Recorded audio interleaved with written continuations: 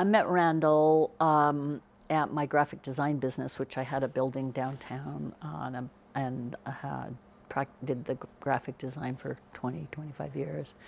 He was just starting Pax Natura, so we did a few flyers and a few things like that, but that's where I first met him. I met him when he was an evangelist for climate and stuff. He was like a new Mormon. We won't ever let him hear me say that, but sorry, I'm getting off track a little, but he and Will, who started Pax Natura, went to Costa Rica and saw that this rainforest was for sale, and it was like 500 acres or something, not huge, but it's a small country, so it was sizable for that country, and just rich, so rich in species. And they bought it to protect it, and then Randall so brilliantly decided to get all the Nobel Peace Prize winners he could assemble. You know, truthfully, I really adore what they're all doing, and the giving the award, I think, is a really nice. It's kind of a simple approach, but really effective, and you can help that person along with their work so much if they have that that little bit of recognition, you know, and then all you need is a bunch of money to go with that. You've got it made, you know. It's riveting, and it's like my favorite thing to do now is, and I've always done this a little bit, but is to work with a scientist or you know, and I love physics-related projects. I'm not sure where that one is, but anyway, it's unbelievable how misguided we all are. So I think organizations like Randall's are really, really important to find those people that want to work for change and give them a way to use their energy. I think we're getting ready to embrace trying to get a handle on climate change and things like that, but we're never gonna it's never going to be unanimous. It's never going to be easy. But just if we could get a critical mass, like an atomic core, and it should, you know, blow one of these days, and we'll all get on board. But Can't wait. I know. And the weird thing is, I've got pictures of this, but it's tragic in a lot of ways, but the seagulls will fly over the lake and they'll see these big, this is an actual photo. This is kind of the edge around here, but this is all tar. But they'll see these big pools and they see it's reflecting the sky. It's almost like water. And they dive into it and they get stuck in it and they die. So there's all over the place. I've got pictures, but it's not, we don't want to dwell the whole time on that, but these are just, they're called, I'm calling them sand and tar, like sand and then a plus mark tar, but they're at the lake, they're technically called tar seeps. You know, it's mostly driven by the idea, so the ideology is what, and then I've got all these techniques and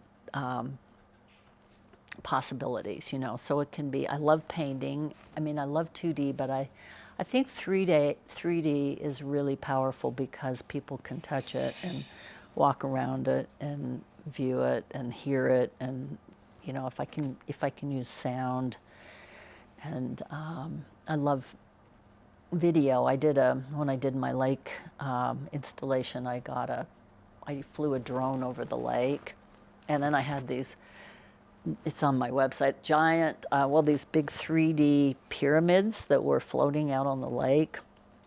And so it incorporated site specific. All that was done on site. And then my grandson's a musician, so he did the music for me, and it was really kind of pulsar music, or like anyway, kind of the sound. It had a overall sound of the universe makes, but then all of these space sounds and everything. And so it had everything. It had music. It had video music, 3D, and I had microscopic video of the halophilic archaea in the lake. So it looked like stars, but we projected it all over the ceiling so that it was moving, and it was a real video. And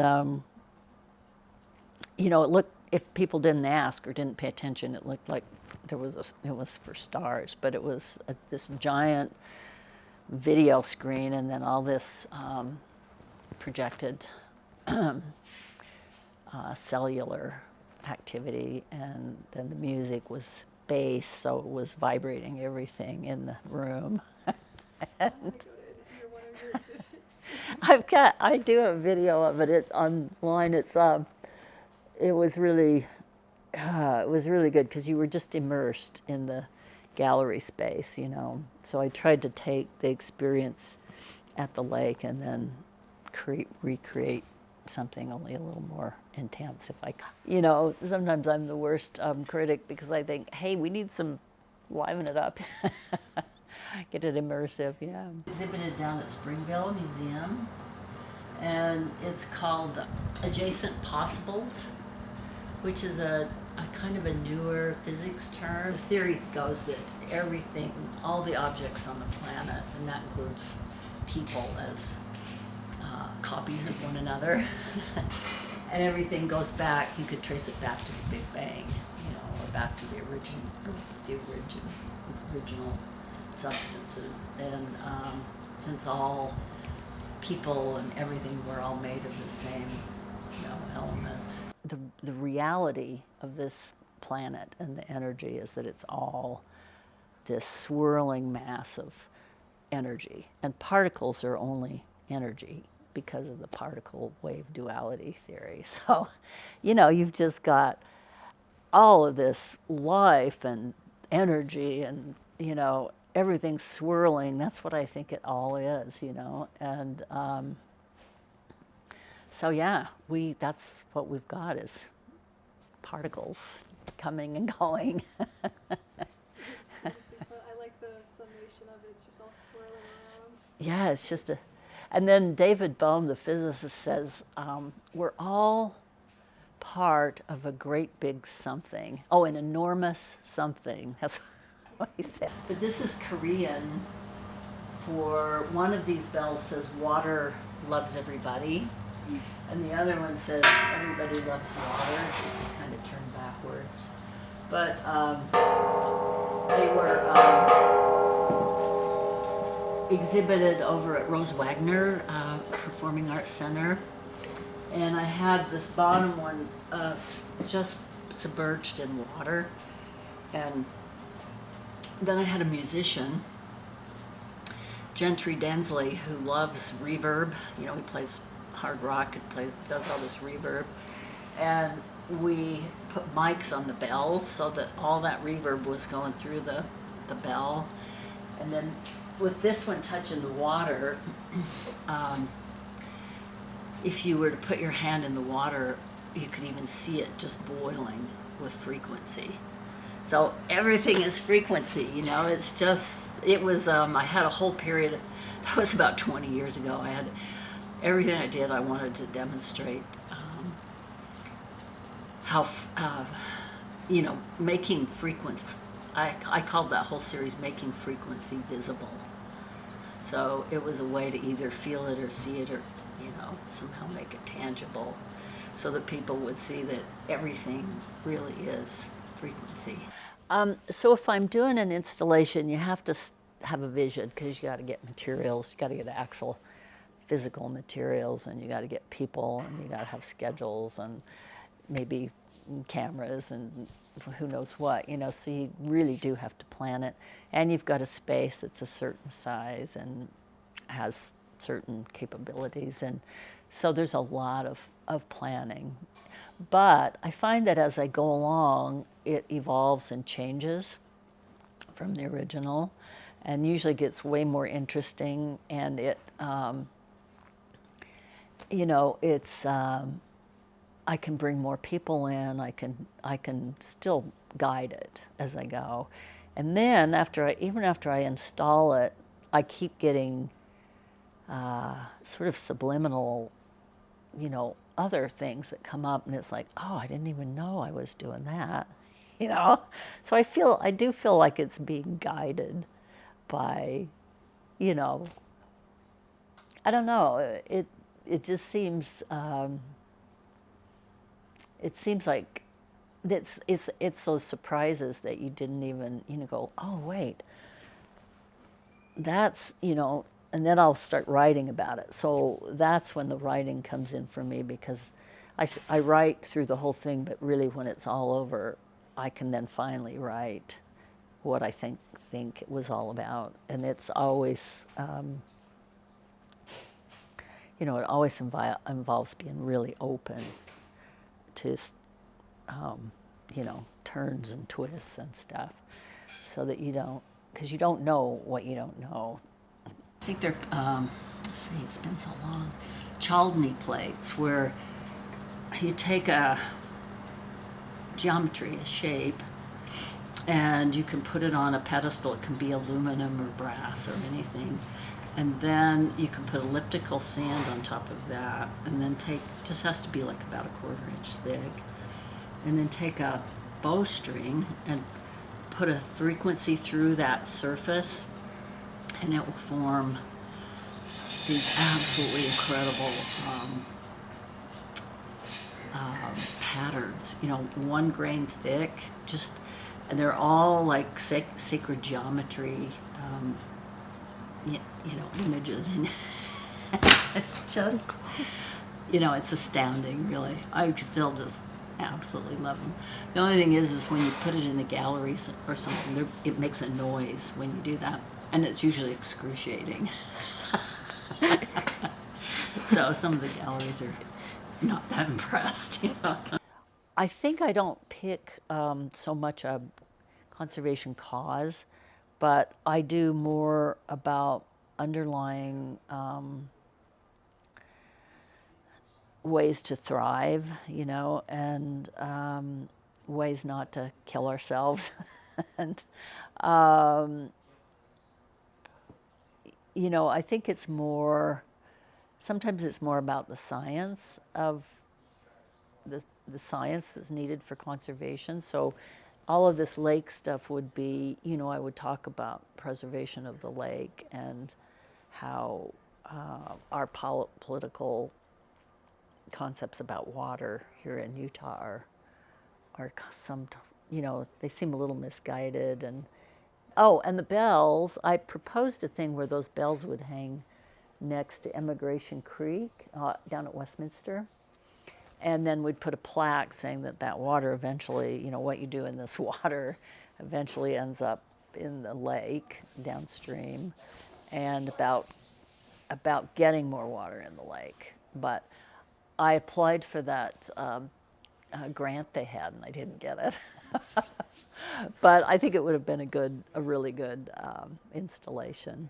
A few years ago, I went to Uganda, and I went there with a friend who was a nurse, and she took, and then also another friend that had been there before and had been going over there to help out at this orphanage. Really, they'd had 20 years of civil war, and so a lot of kids were kind of just stuck in these little places called schools. And so I did an art project, and when I got there, the kids were all the way from babies to 18-year-olds, and they all wanted to do artwork, and it was really great. And they worked collectively, so they would work. Like if I held this up and said, "Who did this one?" Nobody would answer because they all worked on it. And so when I figured that out, I just said, don't put any faces, because that does really look like a doll, and they might want to make it cute. This way they just made it how they felt, you know. And then I said, if you, when you trade and pass it off to somebody else, just don't cover up everything they did. Just kind of leave it so it's kind of like an excavation, you know, you can see what the layers are underneath. I was stunned, that's the word, that the creativity was so incredible. And anyway, when I painted them with really long shadows, and it turned out to really tell a lot about all the trauma they'd been through and everything, but they didn't talk about it, but you could see it reflected. I've really used my artwork as a vehicle to go places and understand their situation, and also to help me understand. You know, I get to do some research and meet a lot of people, usually when I do a project, that can open up whole new worlds for me, you know.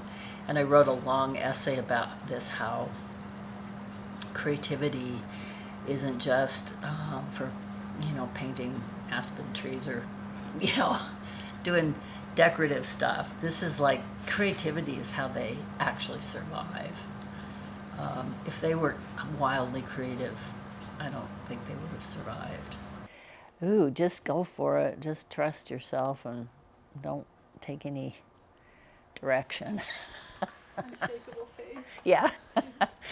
Yeah, no, I think it's, I think there's some really interesting art emerging, and, you know, Banksy is one of the examples of somebody who just he's nailed a really simple thing, but he's got such poignant ways of expressing it. And, you know, you see something, the thing with art is it's like, oh, all of a sudden it's in your environment and you see it and you internalize the message, you know. I always suspected that was true, because all the artists I know are artists because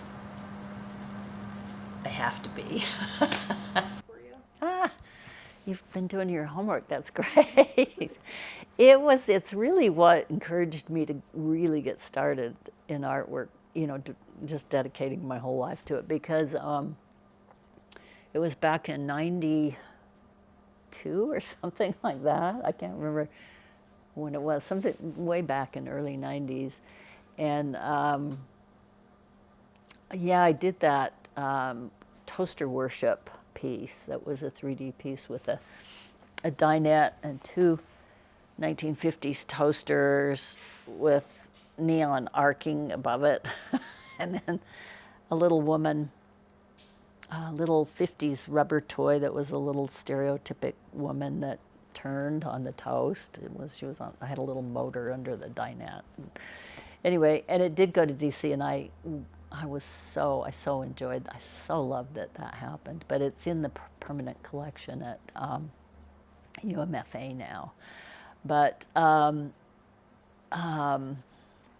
you know, it was a show just about women. It was, it was a women's show.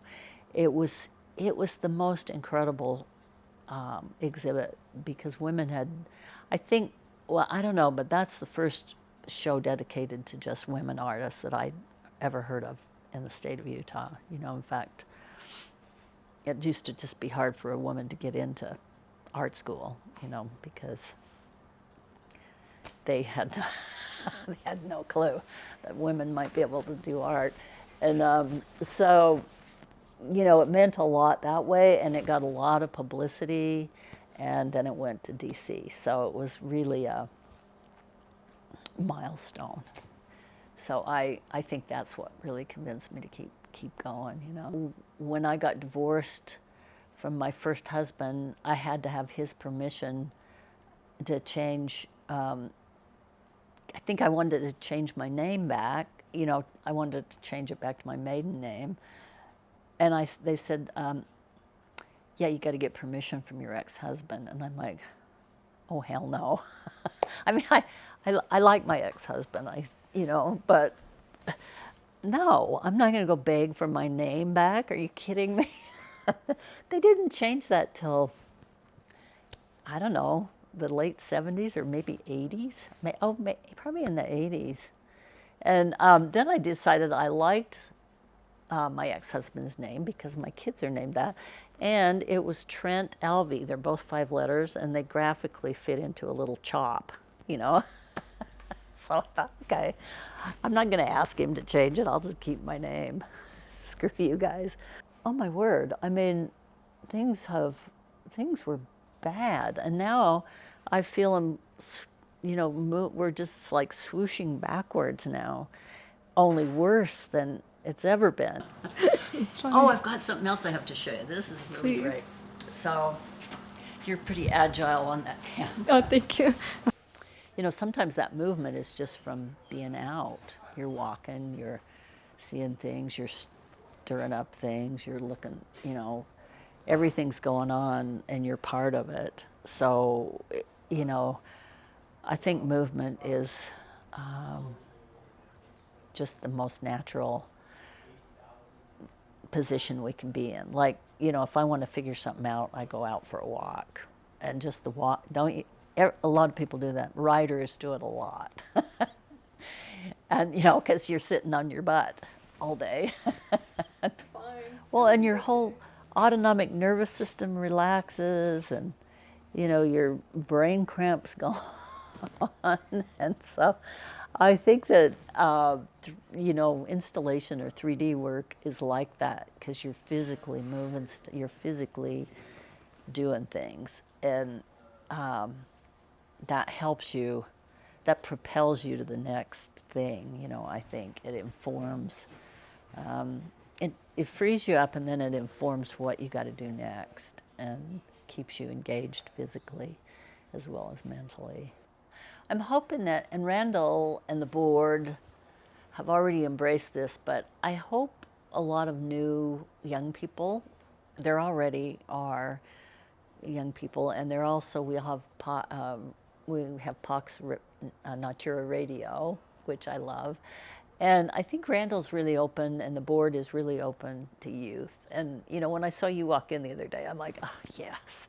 You know, because it's really, I think it's really dynamic to have young people and old people and all in between. But, you know, old people have a lot of stories and experiences, but they've kind of, their energy dwindles, you know, naturally. You just kind of run out of energy.